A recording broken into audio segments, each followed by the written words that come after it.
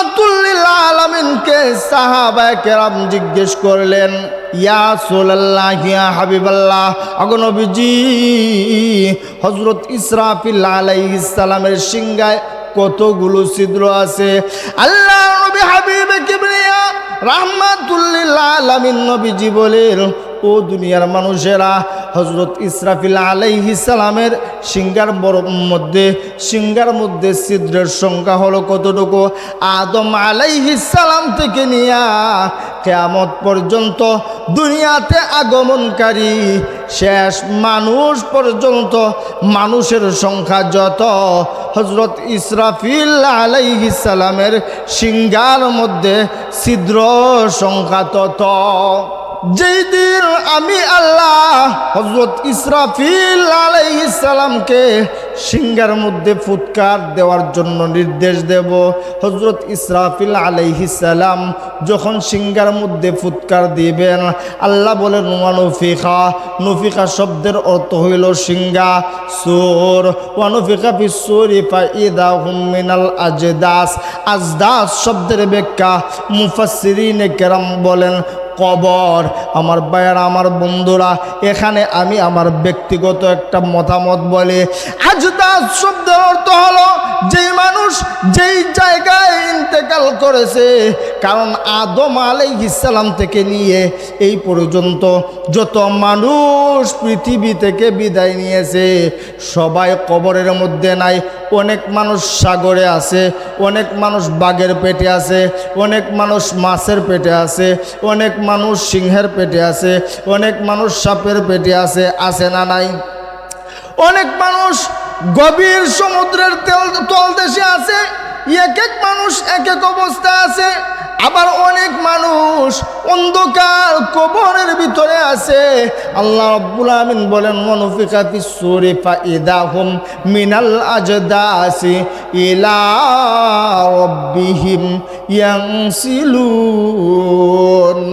যেই মুহূর্তে হযরত ইসরাফিল আলাইহিস সালাম সিংহার মধ্যে ফু দিবেন, ওই সময় প্রত্যেকটা মানুষের রূহ তার বডির সন্ধানে বের হয়ে যাবে। কিভাবে বের হবে? আল্লাহ রাব্বুল ইজ্জত ওয়াল জালাল সূরা মুদাসসিরের এক জায়গায় বলেন, ফাইদা নুকিরা ফিন নাকুর। ও দুনিয়ার মানুষেরা, পঙ্গপাল পুক যেভাবে উড়াউড়ি করে ঠিক ওইভাবে পুকের ন্যায়, পঙ্গপালের ন্যায় মানুষদের রূহগুলো বের হয়ে ছুটাছুটি করবে। এই মানুষগুলোর রূহ বের হয়ে কিভাবে তার নির্দিষ্ট বডির ভিতরে প্রবেশ করবে? স্বাভাবিক গতিতে মনের ভিতরে প্রশ্ন আসতে পারে, আমার রূহ যদি বের হয়ে দুনিয়ার কোনো এমপি মন্ত্রীর বডির ভিতরে ঢুকে যায়, প্রধানমন্ত্রীর বডিতে ঢুকে যায়, মেম্বারের বডিতে ঢুকে যায়, চেয়ারম্যানের বডিতে ঢুকে যায়, এই রকম সন্দেহ আমাদের অন্তরে থাকতে পারে। আল্লাহ রাব্বুল আমিন হচ্ছেন কাদিরে মতলক, আল্লাহ অবশ্যই জানেন। মুফাসসিরিনে কেরাম তাফসীরের কিতাবের ভিতরে লেখেন, রে দুনিয়ার মানুষেরা, যেই মুহূর্তে আল্লাহ রাব্বুল ইজ্জত ওয়াল জালাল ইসরাফিল আলাইহিস সালামকে সিংহায় ফুৎকার দেওয়ার নির্দেশ দিবেন, ফুৎকার দেওয়ার সাথে সাথে রূহগুলো বের হয়ে যাবে নিজ নিজ বডির সন্ধানে। আল্লাহ রাব্বুল আমিন কাদিরে মতলক, আল্লাহ রাব্বুল আমিন কুদরতিভাবে প্রত্যেকটা মানুষের রূহের মধ্যে একটা কুদরতি নাক ফিট করে দিবেন। এই নাকের মধ্যে নির্দিষ্টভাবে একটা গ্রান ফিট করে দিবেন। যেই মানুষটার রূহ, সেই বডির গ্রান একমাত্র ওই বডি ছাড়া আর কোনো বডির গ্রান থাকবে না। আল্লাহ ওই রূহের মধ্যে কুদরতি নাকে তার বডির গ্রান লাগাইয়া দিবেন। রূহটা যাবে আর নাক দিয়া টানবে, টানতে টানতে তার নির্দিষ্ট বডির ভিতরে গিয়ে প্রবেশ করিবে। নির্দিষ্ট বডির ভিতরে যখন প্রবেশ করবেন, আল্লাহ রাব্বুল আমিন বলেন ইলা রাব্বিহিম ইয়ানসিলুন। যখন নিজ নিজ বডির ভিতরে প্রবেশ করবে, নিজ নিজ বডির ভিতরে প্রবেশ করে রূহগুলা যখন বডিতে ফিট হয়ে যাবে আর কোনো দিন বের হবে না। এবার মানুষগুলা দাঁড়ায়া হাসরের ময়দানের দিকে দৌড় দিবে। যেই দিন হাসরের মাঠে মানুষেরা আল্লাহ রাব্বুল ইজ্জত ওয়াল জালালের দরবারে দাঁড়াইবে, ওই দিন মানুষদের অবস্থা কেমন হবে? আল্লাহ রাব্বুল ইজ্জত ওয়াল জালাল কুরআনুল কারীমের অন্য জায়গায় বলেন, ইয়াখরুজুনা মিনাল আজদাথি সিরাআ। আল্লাহ রাব্বুল আমিন বলেন, রে দুনিয়ার মানুষেরা, ইয়াখরুজুনা মিনাল আজদাথি সিরাআ। সিরাউন শব্দের অর্থ হলো উলঙ্গ হওয়া, ল্যাংটা হওয়া। আল্লাহ রাব্বুল আমিন বলেন, পৃথিবীর মানুষেরা রে, ওই দিন দুনিয়ার প্রত্যেকটা মানুষ উলঙ্গ অবস্থায়, ল্যাংটা অবস্থায় আল্লাহ রাব্বুল ইজ্জত ওয়াল জালালের দরবারে হাজিরা দিবে। আম্মাদান আয়েশা সিদ্দিকা রাদিয়াল্লাহু তাআলা আনহা বলেন, ইয়া রাসূলুল্লাহ, ইয়া হাবিবাল্লাহ, আগো নবীজি, আমি আয়েশা কি ওই দিন ল্যাংটা থাকবো, উলঙ্গ থাকবো? আল্লাহর নবী বলেন, হ্যাঁ আয়েশা, অবশ্যই তুমি ওই ল্যাংটা থাকবা। আয়েশা রাদিয়াল্লাহু তাআলা আনহা বলেন, নবী গো, আমার আব্বা আবু বকর কি ল্যাংটা?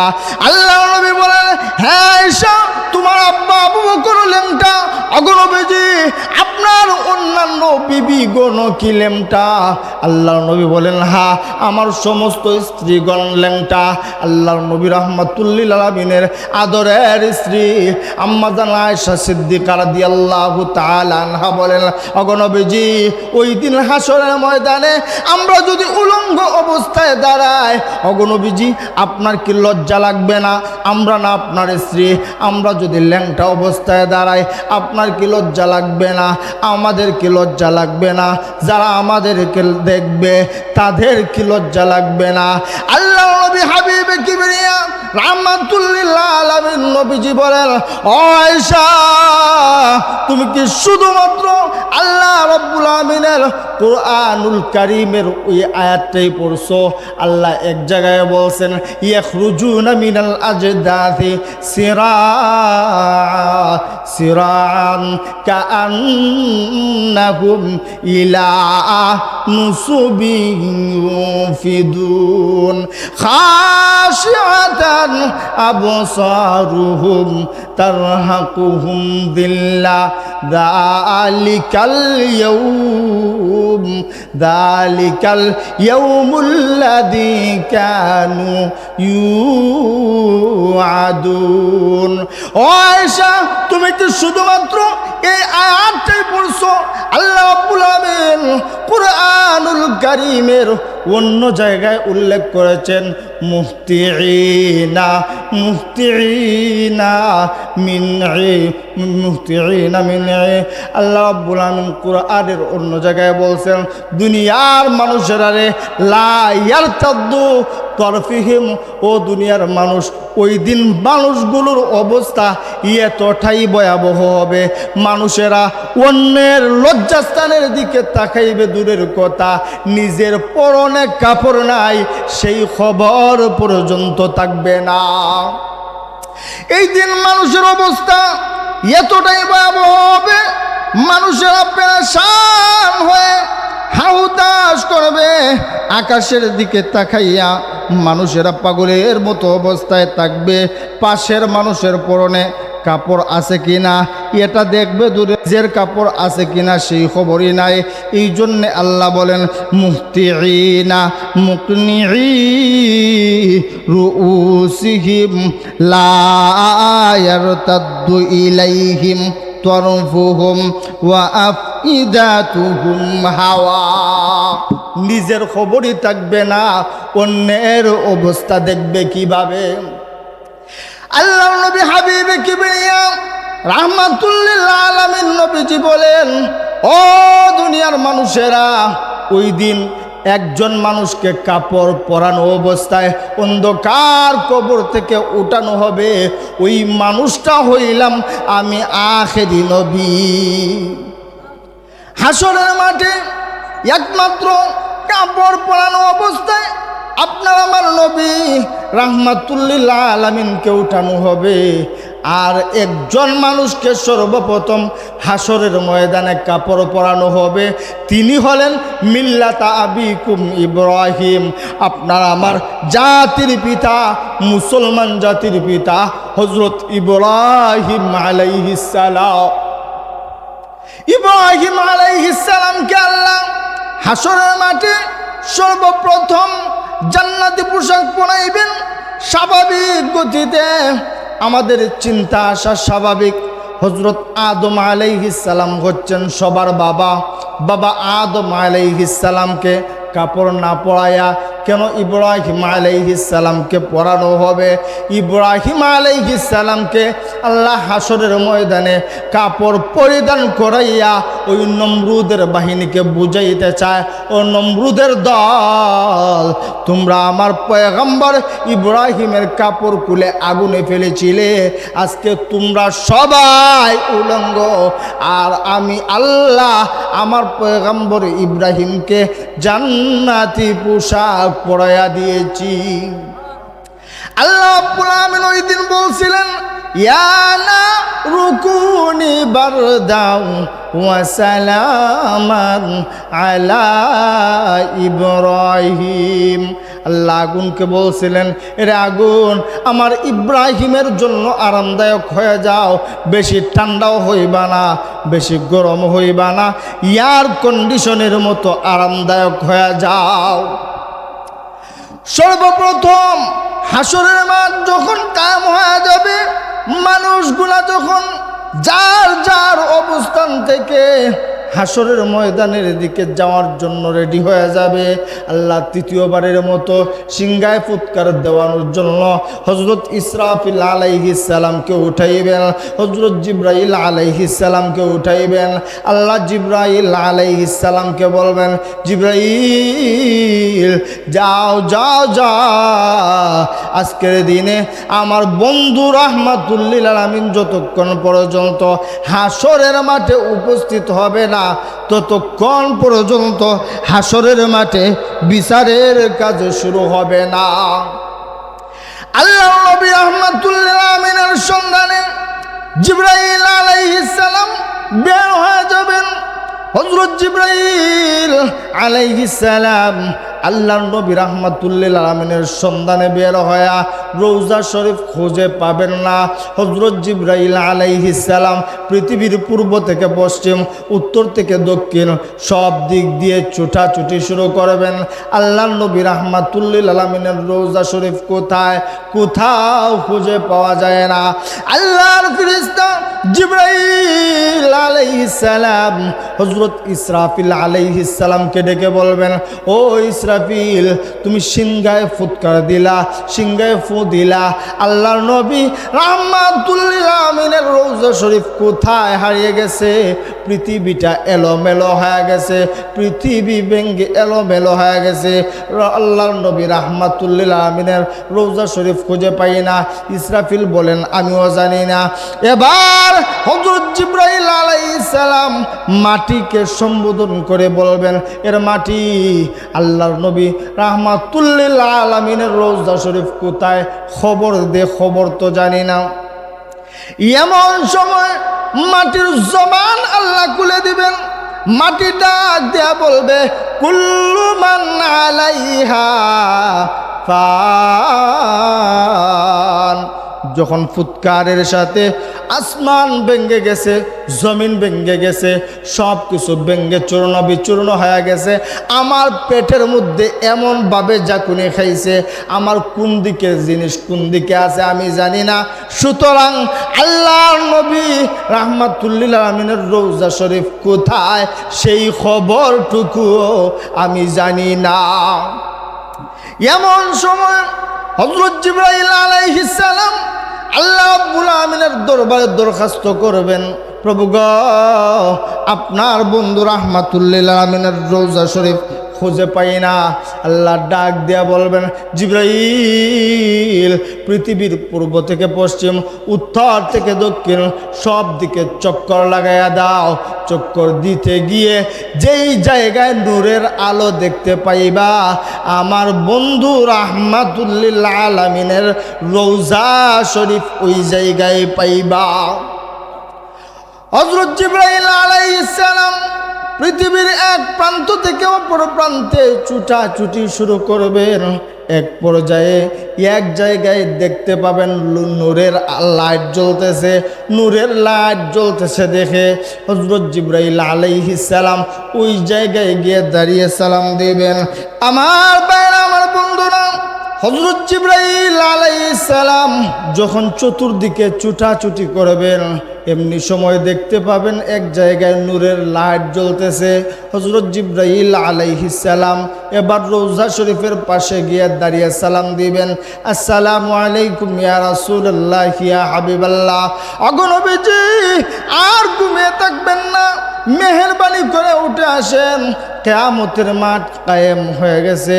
আল্লাহর নবী রাহমাতুল্লিল আলামিনকে জান্নাতি কাপড় পরিধান করা অবস্থায় আল্লাহ রব্বুল ইজ্জত ওয়াল জালাল হাসরের মাঠে উপস্থিত করাইবেন। আল্লাহর নবী হাবিবে কিবরিয়া রাহমাতুল্লিল আলামিন নবীজি হাসরের মাঠে যাওয়ার জন্য যখন রওজা শরীফ থেকে উঠে দাঁড়াইবেন, আল্লাহর নবী রাহমাতুল্লিল আলামিন একবার সামন দিকে তাকাইবেন, আরেকবার পিছন দিকে তাকাইবেন, আরেকবার ডানে তাকাইবেন, আরেকবার বামে তাকাইবেন। আল্লাহর নবী রাহমাতুল্লিল আলামিন জিবরাইল আলাইহিস সালামকে জিজ্ঞেস করবেন, রে জিবরাইল, ডানে তাকাইলাম, বামে তাকাইলাম, সামনে তাকাইলাম, পিছনে তাকাইলাম, কোথাও আমার উম্মত দেখতে পাই না। আমার আল্লাহ কি হাসরের ময়দানের কাজ শেষ করে আমার উম্মতদেরকে জাহান্নামে পাঠিয়ে আমাকে উঠাইছেন? হযরত জিবরাইল বলবেন, নবী গো, না না না, আপনি রাহমাতুল্লিল আলামিন হাসরের ময়দানে যতক্ষণ পর্যন্ত উপস্থিত হবেন না, ততক্ষণ পর্যন্ত হাসরের ময়দানের বিচারের কাজ শুরু হবে না। আল্লাহর নবী হাবিবে কিবরিয়া রাহমাতুল্লিল আলামিন নবীজি দুনিয়াতে থাকা অবস্থায় উম্মতের কথা বলেন নাই। আল্লাহর নবী হাবিবে কিবরিয়া জীবনভর উম্মতি উম্মতি বলে কেঁদেছেন। আল্লাহর নবী রাহমাতুল্লিল আলামিন ইন্তেকালের সময় উম্মতের জন্য কেঁদেছেন। নবীজি রওজা শরীফেও কান্দেন, এমনকি হাসরের ময়দানেও আল্লাহর নবী উঠে মাকামে মাহমুদের মধ্যে গিয়ে সেজদায় পড়ে কান্না শুরু করবেন। যেই জায়গায় হযরত আদম আলাইহিস সালাম থেকে নিয়া ঈসা আলাইহিস সালাম পর্যন্ত সমস্ত নবীগণ ইয়া রব্বি নফসি, ইয়া রব্বি নফসি বলে কাঁদবেন। হযরত মূসা আলাইহিস সালামের মতো জলিল কদর পয়গম্বর বলবেন, লা আসআলুকা আবি, লা আসআলুকা আবি, ইয়া রব্বি নফসি, ইয়া রব্বি নফসি। আল্লাহ আমার উম্মতের জন্য চাই না, আমার আব্বার জন্য চাই না, আমার আম্মার জন্য চাই না, আল্লাহ মেহেরবানি করে আমাকে রক্ষা করেন। ওই জায়গায় আল্লাহর নবী রাহমাতুল্লিল আলামিন উম্মতি উম্মতি বলে কাঁদবেন। আল্লাহর নবী হাবিবে কিবরিয়া রাহমাতুল্লিল আলামিন নবীজি উম্মতি উম্মতি বলে কাঁদবেন। আল্লাহ ডাক দিয়া বলেন, ইরফা রাসাকা ইয়া মুহাম্মদ সাল্লাল্লাহু আলাইহি ওয়াসাল্লাম। আল্লাহ বলবেন, ইরফা, ওগো নবীজি মেহেরবানি করে মাথা উঠান, ওগো নবীজি মেহেরবানি করে মাথা উঠান, আর কাঁদবেন না। আমি আল্লাহ কথা দিলাম, আপনি নবী যাদের জন্য এবং যা যা সুপারিশ করবেন, আমি আল্লাহ আপনার প্রত্যেকটা সুপারিশ মঞ্জুর করে নিব। এবার হাসরের ময়দানে মানুষদের উঠার পালা শুরু হয়ে যাবে। আল্লাহ রাব্বুল আমিন এক এক করে 70 দলে বিভক্ত করে মানুষদেরকে হাসরের মাঠে উপস্থিত করিবেন। দুনিয়ার যেই প্রান্তেই লক্ষ্য করো, দুনিয়ার জমিন হলো মাটির জমিন, বাংলাদেশের জমিন মাটির জমিন, ইন্ডিয়ার জমিন মাটির জমিন, পাকিস্তানের জমিন মাটির জমিন, লন্ডন আমেরিকার জমিন মাটির জমিন। আল্লাহ রাব্বুল আলামিন রাহমাতুল লিল আলামিনের মাধ্যমে তাম পৃথিবীর মানুষদেরকে জানিয়ে দিয়েছেন, ও দুনিয়ার মানুষেরা, কাল কিয়ামতের কঠিন ময়দানে আল্লাহ রব্বুল ইজ্জত ওয়াল জালাল যেই মাঠের মধ্যে মানুষ এবং জিন সহ সমস্ত প্রাণীকে উপস্থিত করবেন, ওই জমিনটা মাটির জমিন থাকবে না। ওই জমিনটা কিসের হবে? আল্লাহর নবী বলেন মিনাল ফিদ্দা, ওই জমিনটা হবে রূপার জমিন। রূপার জমিন হবে, নিচেও গরম উপরেও গরম। বর্তমানে সূর্য 9,30,00,000 মাইল দূরে, অথচ আল্লাহর নবী রাহমাতুল্লিল আলামিন বলেন, উম্মতেরা রে, কাল কিয়ামতের কঠিন ময়দানে সূর্যটা একদম কাছে চলে আসবে। কতটা কাছে চলে আসবে? আল্লাহর নবী রাহমাতুল্লিল আলামিন বলেন কামিকদারি মিলিন। আল্লাহর নবী বলেন 1 মাইল উপরে সূর্য চলে আসবে। জমিন হবে তামার রূপার জমিন, নিচেও গরম, আকাশের সূর্যটা চলে আসবে 1 মাইল উপরে, নিচেও গরম উপরেও গরম, দুইটা গরম একত্রিত হয়ে গাম জড়া শুরু হবে। স্বাভাবিক গতিতে আমরা দেখি গরমের সময় শরীর দিয়া গাম জ্বরে কি জ্বরে না? শরীর দিয়া গাম জ্বরে, কিন্তু ওই দিনের শরীর দিয়ে গাম জ্বরার অবস্থাটা স্বাভাবিক থাকবে না। আল্লাহর নবী হাবিবে কিবরিয়া রাহমাতুল্লিল আলামিন বলেন, রে মায়ের উম্মতেরা, ওই দিন শরীর থেকে গাম ঝরতে ঝরতে কারো গামের পরিমাণ হবে হাঁটু পর্যন্ত, কারো গামের পরিমাণ হবে কোমর পর্যন্ত, কারো গামের পরিমাণ হবে গলা পর্যন্ত, কারো গামের পরিমাণ হবে তুতি পর্যন্ত, কারো গামের পরিমাণ হবে সাতার। যেই মানুষের গুনার পরিমাণ হবে যত বেশি, সেই মানুষটার গামের পরিমাণ হবে তত বেশি। ওই দিন এত ভয়ঙ্কর অবস্থা হবে, নিচেও গরম উপরেও গরম। ওই দিন আল্লাহ রাব্বুল ইজ্জত ওয়াল জালাল আপনাকে আমাকে যেই মাঠের মধ্যে দাঁড় করাইবেন, এই মাঠ এবং দুনিয়ার মাঠের মধ্যে বিশাল ব্যবধান আছে। দুনিয়ার মাঠের মধ্যে উঁচু আছে, নিচু আছে, গর্ত আছে। দুনিয়ার মাঠের মধ্যে খাল বিল নদী নালা বৃক্ষলতা আছে। দুনিয়ার মাঠের মধ্যে সাগর মহাসাগর আছে। আল্লাহর নবী হাবিবে কিবরিয়া রাহমাতুল্লিল আলামিন নবীজি বলেন, ও মায়ার উম্মতেরা, লা তারা ফিহা ইওয়াজাও ওয়ালা আমতা। আল্লাহর নবী বলেন, উম্মতেরা রে, কাল কিয়ামতের কঠিন ময়দানে যেই মাঠের মধ্যে তোমরা দাঁড়াইবা, ওই মাঠের মধ্যে উঁচু থাকবে না, নিচু থাকবে না, গর্ত থাকবে না, খাল বিল নদী নালা থাকবে না। নৌকের পিঠ যেইভাবে সব দিক থেকে সমান, ঠিক ওইভাবে হাসরের মাঠ হবে সমান। হাসরের মাঠটা একদম সমান হবে। দুনিয়ার জমিনে দেখা যায় উঁচু নিচু আছে, খাল বিল আছে, নদী নালা আছে, বৃক্ষলতা আছে, সাগর মহাসাগর আছে, পাহাড় আছে, ঝর্ণা আছে। রাস্তা দিয়ে হাঁটলে দেখা যায় অনেক জায়গায় এমন গর্তর গর্ত, মনে হয় রাস্তার মধ্যে মাছ চাষ করা সম্ভব। এই অবস্থা হাসরের মাঠের মধ্যে থাকবে না। হাসরের মাঠটা হবে এমন, আপনার আমার হাতের নখগুলার অবস্থা যেমন, নখের পিঠের মধ্যে যেমন কোনো গর্ত নাই, ঠিক তেমনিভাবে হাসরের ময়দানেও কোনো রকম গর্ত থাকবে না। মুফাসসিরিনে কেরাম তাফসীরের কিতাবের ভিতরে লিখেন, হযরত ইসরাফিল আলাইহিস সালাম যখন সিংহার মধ্যে ফুৎকার দিবেন, ইসরাফিল আলাইহিস সালামের প্রথম ফুৎকার, দ্বিতীয় ফুৎকার, প্রথম ফুৎকারের পর আসমান ভেঙ্গে পড়বে, জমিন ভেঙ্গে পড়বে, চন্দ্র ভেঙ্গে পড়বে, সূর্য ভেঙ্গে পড়বে, গাছপালা, নদী নালা, বৃক্ষলতা সব কিছু ভেঙ্গে পড়বে, একে একে ভেঙ্গে পড়া শুরু হবে। একবার দুইবার সিংহায় ফুৎকার করার পর আমার ভাইয়ের, আমার বন্ধুরা, তামাম পৃথিবীর সব কিছু একটা সময় ভেঙ্গে চূর্ণ বিচূর্ণ হয়ে যাবে। মুফাসসিরিন কেরাম বলেন সব কিছু যখন ভেঙ্গে চূর্ণ বিচূর্ণ হয়ে যাবে, ও ঠিক ওই সময় তিনটি মত পাওয়া যায়। কেউ বলেন 40 বছর পর্যন্ত একাধারে বৃষ্টি হবে, আবার কেউ বলেন 40 মাস পর্যন্ত বৃষ্টি হবে, আবার কেউ বলেন 40 দিন পর্যন্ত বৃষ্টি হবে।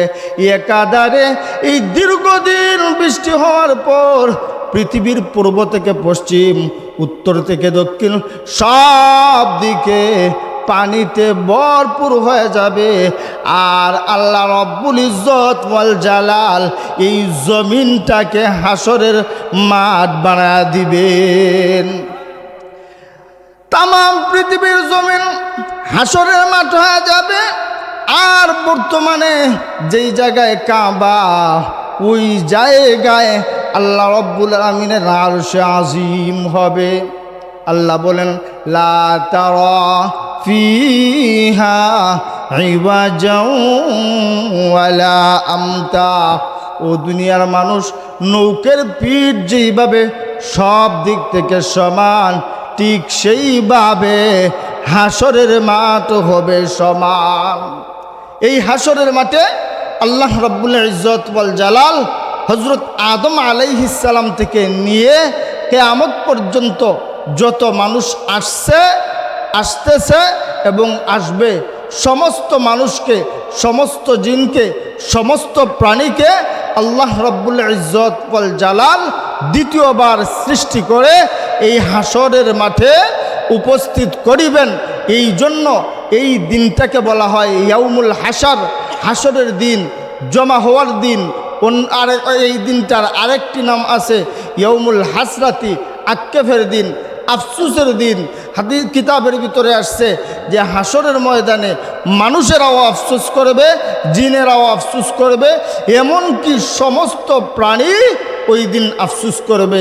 আল্লাহ রাব্বুল আলামিন কুরআনুল কারীমের অন্য জায়গায় বলেন ওয়াইদাল উহুশু হুশিরাত, বমানা ওয়াইদাল উহুশু জুমিআত। আল্লাহ রাব্বুল আলামিন বলেন, রে দুনিয়ার মানুষেরা, ওই দিন হযরত আদম আলাইহিস সালাম থেকে নিয়ে কিয়ামত পর্যন্ত আমি আল্লাহ যত মানুষ, এমনকি যত মাখলুক আমি আল্লাহ সৃষ্টি করছি, ওই দিন হাসরের মাঠে আমি আল্লাহ সবাইকে একত্রিত করিব। এই মানুষগুলোর মধ্যে অনেক মানুষ দুনিয়া থেকে চলে গেছে, অনেক মানুষ বিছানায় শায়িত মৃত্যুর সঙ্গে পাঞ্জা লড়তেছে, অনেক মানুষ রাস্তাঘাটে অ্যাক্সিডেন্ট করে মারা যাইতেছে। আপনি আমি এখানে আসি, আপনি আমিও একদিন মারা যাব।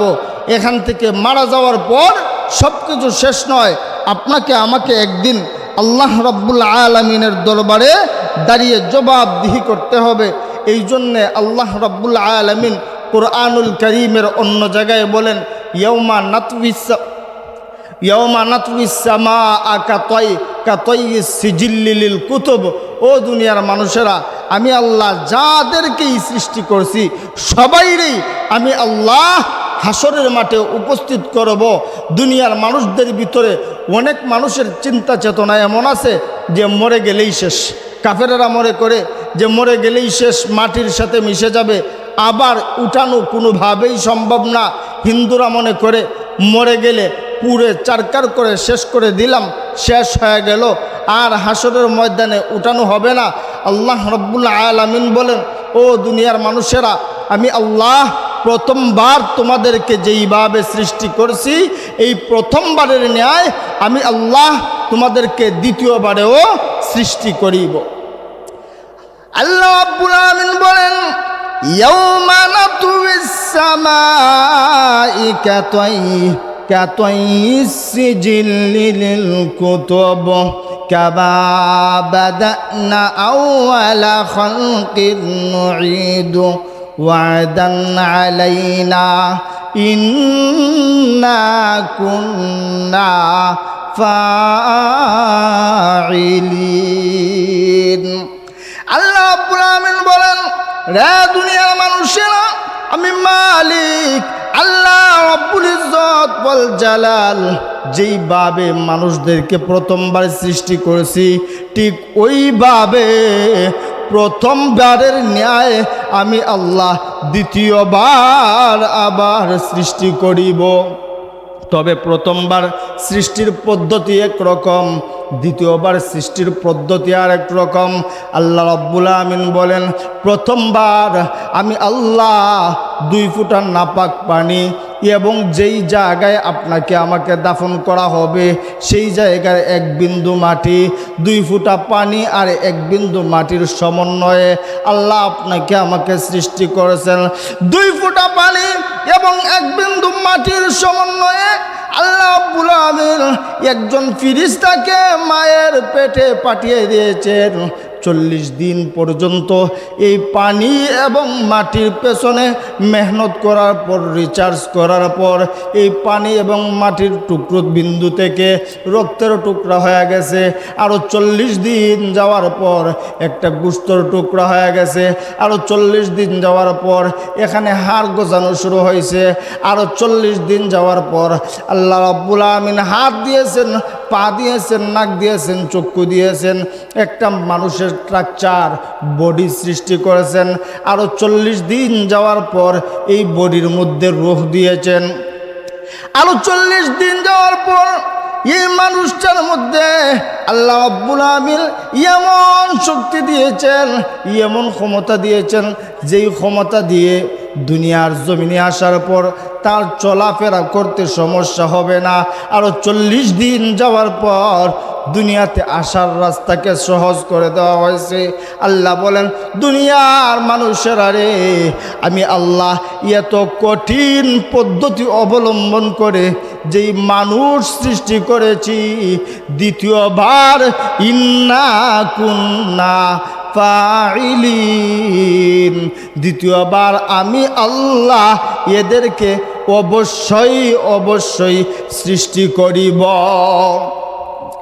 কারণ কোনো একটা জিনিস প্রথমবার সৃষ্টি করা কঠিন, প্রথমবার মোবাইল বানানো কঠিন, প্রথমবার কম্পিউটার বানানো কঠিন, প্রথমবার গাড়ি সৃষ্টি করা কঠিন, প্রথমবার হেলিকপ্টার বানানো কঠিন, প্রথমবার বিমান বানানো কঠিন, প্রত্যেকটা জিনিস প্রথমবার বানানো কঠিন। কিন্তু একবার যদি একটা জিনিস বানানো হয়ে যায় তাহলে দ্বিতীয়বার বানানো সহজ হয়ে যায়। কারণ প্রথমবার এই জিনিস নিয়ে কোনো আইডিয়া নাই, কোথায় হাত দিতে হবে সেটা জানা নাই, কোথায় পা দিতে হবে জানা নাই, কোথায় চক্ষু দিতে হবে জানা নাই। কিন্তু প্রথমবার যদি একটা জিনিস একবার সৃষ্টি করা হয় তাহলে জিনিসটা কেমন হবে তার ফ্রেম সম্পর্কে আইডিয়া হয়ে যায়, তার ড্রয়িং পাওয়া যায়, দ্বিতীয়বার সৃষ্টি করা সহজ হয়ে যায়। আল্লাহ রাব্বুল আমিন বলেন, রে দুনিয়ার মানুষেরা, তোমরা কি একটা বার চিন্তা করে দেখো না যে আল্লাহ এত কঠিন পদ্ধতি অবলম্বন করে প্রথমবার তোমাদেরকে সৃষ্টি করছেন, এই আল্লাহ দ্বিতীয়বার তোমাদেরকে সৃষ্টি করা তার থেকে কোটি কোটি গুণ সহজ। এই জন্যে আল্লাহ রাব্বুল আমিন বলেন, আমি অবশ্যই তোমাদেরকে সৃষ্টি করব। প্রথমবার আমি আল্লাহ 2 ফুটা নাপাক পানি এবং 1 বিন্দু মাটি থেকে তোমাদেরকে সৃষ্টি করেছি। আর দ্বিতীয়বার আমি আল্লাহ তোমাদেরকে তোমাদের মেরুদণ্ডের হাড্ডি থেকে সৃষ্টি করিব। তাহলে আল্লাহ বলেন, অমানুষ প্রথমবার যে কোনো জিনিস সৃষ্টি করা কঠিন হয়, আর দ্বিতীয়বার সৃষ্টি করা সহজ হয়, কারণ দ্বিতীয়বার ফর্মা পাওয়া যায়, ড্রয়িং পাওয়া যায়। আর যখন কোনো জিনিসের ড্রয়িং পাওয়া যায় তখন ওই জিনিসটা বানানো সহজ হয়ে যায়। কারণ আমি আল্লাহ মানুষ যখন বানাইমু, প্রথমে চক্ষু কোথায় হবে, হাত কোথায় হবে, পা কোথায় হবে, নাক কোথায় হবে, দাঁত কোথায় হবে, কোনো আইডিয়া ছিল না। কিন্তু আমি যখন প্রথমবার সৃষ্টি করছি তখন এই ড্রয়িংটা চলে এসেছে। ড্রয়িং যখন কোনো জিনিসের ড্রয়িং পাওয়া যায় তখন ওই জিনিস বানানো সহজ হয়ে যায়। আল্লাহ রাব্বুল আলামিন বলেন, আমি আল্লাহ দ্বিতীয়বার তোমাদেরকে মেরুদণ্ডের হাড্ডি থেকে সৃষ্টি করে আমি আল্লাহ হাসরের মাঠে তোমাদেরকে দণ্ডায়মান করিব। তো বর্তমানে আপনি আমি যারা দুনিয়া থেকে বিদায় নেই, বিদায় নিয়ে চলে যাই, আমাদের কোনো অস্তিত্ব থাকে না, আমাদের রূহ আমাদের কাছে থাকে না। দ্বিতীয়বার আল্লাহ মেরুদণ্ডের হাড্ডি থেকে আপনাকে আমাকে সৃষ্টি করবেন। তো বর্তমানে এই রূহ আছে কোথায়? আমরা তো মোটামুটি মনে করেন হাসরের মাঠের একটা আইডিয়া পাইলাম, হাসরের মাঠটা হবে মাটির না, হাসরের মাঠটা হবে রূপার তৈরি। 2 নম্বর আইডিয়া পাইলাম মানুষকে আল্লাহ কিভাবে সৃষ্টি করবেন, মানুষের বডির একটা আইডিয়া পাইলাম। 3 নম্বর আমাদের যে একটা রূহ নামক বস্তু আছে, এই রূহটা আছে কোথায়, ওই রূহটা আসবে কিভাবে?